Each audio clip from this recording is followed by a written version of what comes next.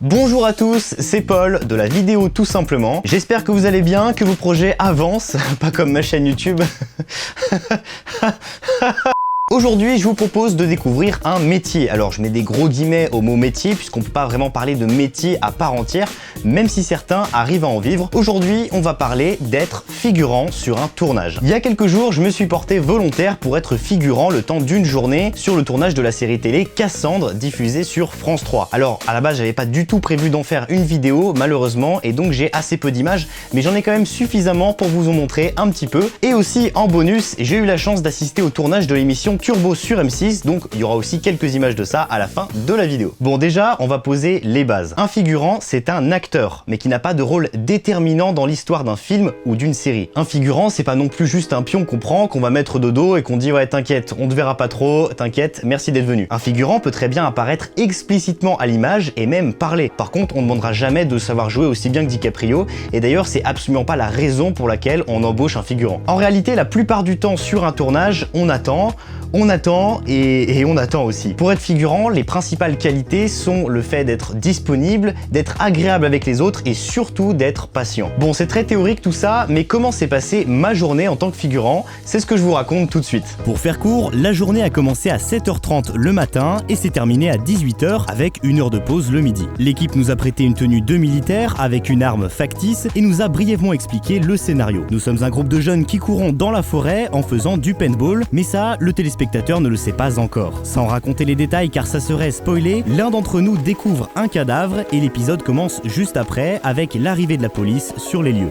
Toutes les scènes de poursuite dans les bois ont été tournées le matin et les scènes avec la police sur place ont été tournées l'après-midi. Mon rôle pendant la matinée était de courir dans la forêt. Alors on a fait environ une vingtaine de plans avec 3 à 4 prises en moyenne par plan, ce qui fait que le matin on a couru à peu près 80 fois. Et je casse tout de suite le mythe du figurant muet, du figurant qui ne parle pas, puisque dès la fin de matinée on avait un texte. Alors on n'a pas vraiment de texte à dire, mais le réalisateur nous a appelés et nous a dit tous les 6 figurants, vous allez dire une phrase, vous allez appeler Alex, et nous comme ça on était en haut d'une colline et on disait oh Alex, qu'est-ce que tu fais? Oh Alex, reviens. Il y avait aussi une scène assez marrante à tourner. À un moment donné, on était à côté des acteurs principaux et on devait parler à des faux policiers pour donner notre version des faits, notre déposition. Et au cinéma, on déteste avoir des sons parasites, mais on veut quand même faire comme si c'était vivant, comme si le plan était vivant et comme si on était vraiment à côté des acteurs. Donc notre but à ce moment-là, c'était de faire du playback, c'est-à-dire de faire...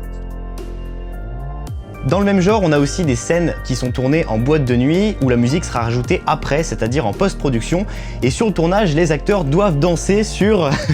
sur rien. Bon, l'avantage aussi indéniable d'être figurant, c'est qu'ici, vous êtes en contact direct avec les équipes, que ce soit pendant leur pause ou en fin de tournage. Et donc, ça peut permettre de discuter avec eux pour ceux qui ont un petit peu la tchatche facile ou alors qui aiment bien discuter avec les gens. Et ben, ça peut apporter plein d'opportunités pour ceux qui veulent travailler en tant qu'acteur ou même autre chose dans le cinéma. Côté technique, pour l'image, l'équipe disposait d'une Arri Mini Alexa. Ne cherchez pas, c'est juste le top. C'est quasiment comme une Red, c'est juste un petit peu différent au niveau de la texture d'image. À mon grand étonnement, la plupart des plans ont été tournés à la main. Et l'après-midi, tous les plans ont été réalisés au Steadicam. Celui-ci n'est pas vraiment un Steadicam classique, mais un Steadicam gyro qui permet de faire des plans à différentes hauteurs d'image sans avoir besoin de tout régler. Pour le son, j'imagine que ça devait être propre. Avec la neige présente au sol, les voix devaient être absorbées et complètement sans réverb et le son devait paraître pur.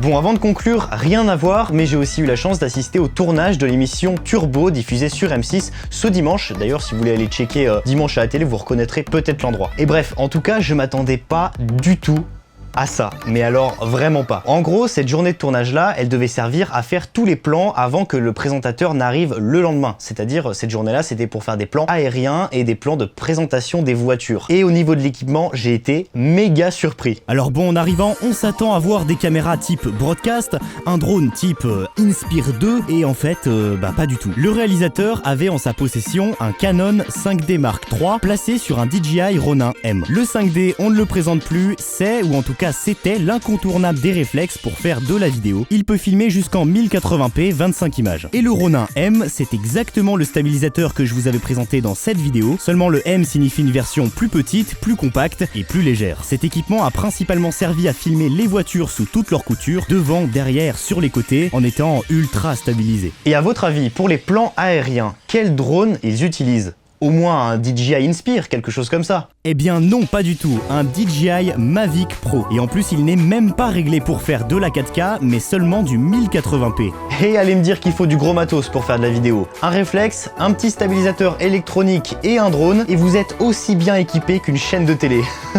C'est ça 2018. Trêve de plaisanterie, revenons à ce qui nous intéresse, la figuration. Être figurant finalement c'est assez facile et peu importe votre âge, votre physique ou votre sexe, on aura toujours besoin à un moment donné d'un profil comme le vôtre. Et si vous vous montrez motivé, disponible et investi, les 3 mots magiques que tout le monde met sur un CV, il y aura toutes les chances pour que vous puissiez enchaîner plusieurs tournages. Après, il ne faudra pas avoir peur de patienter, d'attendre, ou alors ne pas avoir peur des conditions climatiques qui peuvent parfois être un petit peu difficiles, le froid, la neige, la pluie, etc. Voilà, j'espère que cette vidéo vous a plu, que si vous ne connaissiez pas la figuration, ça vous donnera peut-être envie d'en faire. Et si d'ailleurs ça vous intéresse, je vous laisse quelques liens utiles en description. Quant à moi, je vous retrouve très bientôt sur la vidéo. Il se barre aussi, tout simplement.